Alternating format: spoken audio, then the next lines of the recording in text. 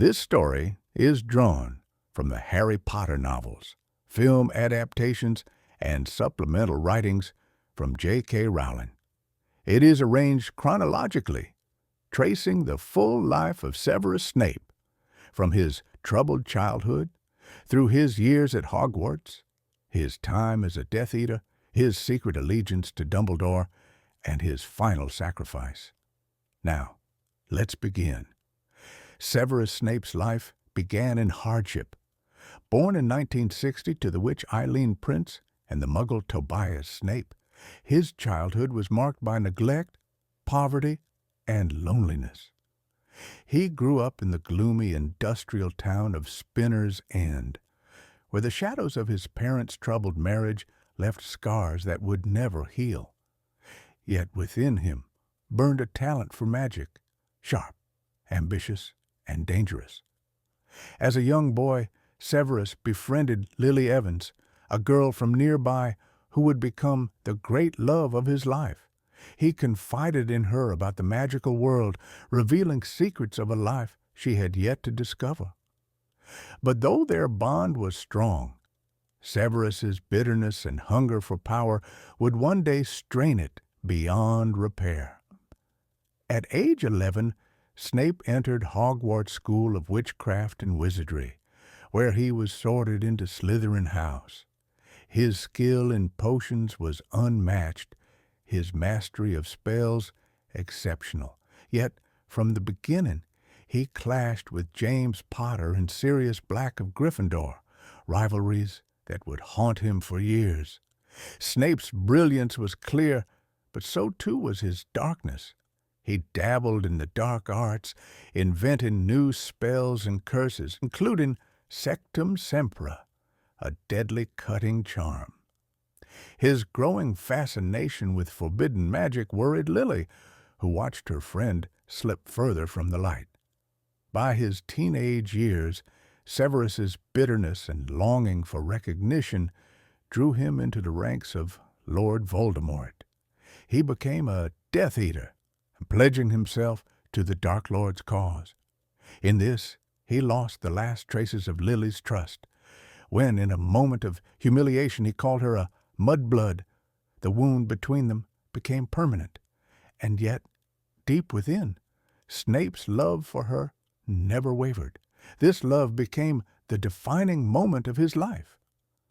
When Voldemort set out to kill the infant Harry Potter, the child of prophecy, Snape begged for Lily's life to be spared. But when she was slain, Snape's world shattered. Grief consumed him, and he turned to Albus Dumbledore, pledging himself to the headmaster's cause. From that moment on, Severus Snape lived a double life. To Voldemort, he was a loyal servant. To Dumbledore, he was a spy. His sole purpose, to honor Lily's memory by protecting her son. At Hogwarts, Snape became the potions master. To Harry Potter, he was cruel, sarcastic, and seemingly unjust. He belittled him, favored Slytherins, and despised the boy who so resembled James Potter, his old tormentor. But behind the bitterness was something Harry could never see, a man watching over him, shielding him from the shadows. Snape risked his life again and again, feeding false information to the Death Eaters, protecting Harry in secret, and playing the role of a villain so well that even the bravest doubted his loyalty.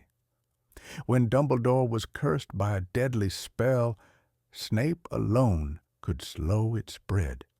The headmaster, knowing his death was inevitable, confided in Snape a final plan. When the time came, Snape must kill him.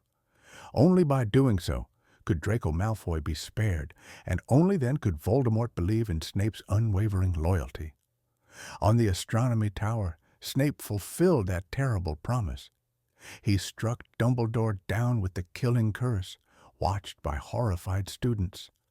To the world, he became the traitor. To Voldemort, his most trusted ally. To Harry, his most hated enemy. But the truth was deeper still. In the final year of the war, Snape became headmaster of Hogwarts. He ruled with severity, yet quietly worked to shield students from the worst cruelties of the Carrows, Voldemort's enforcers. His position grew ever more precarious. At the Battle of Hogwarts, Snape's fate arrived. Voldemort, seeking mastery of the Elder Wand, turned on him.